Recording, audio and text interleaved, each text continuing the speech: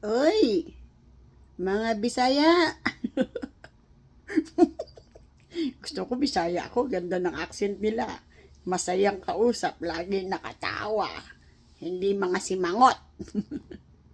Uy, mga Bisaya, yung Visayas tsaka Mindanao.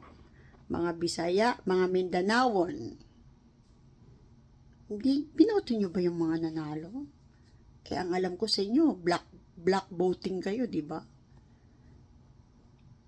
Kung hindi nyo binoto yung mga nanalo, bakit sila ba't nanalo? Di ba? Di ba kayo nagtataka? Ibig sabihin pala, Luzon lang ang bumoto. Sure winner na, hindi ba? Ako nagtatanong, pwede pala yun? Ba? Eh kasi hindi sila iboboto ng Bisaya at saka Mindanawon. Dahil ang daladala nun Duterte. Pero ang galing nakaupo sila, nanalo. Ang nakakatuwa. Nagtatanong lang ako.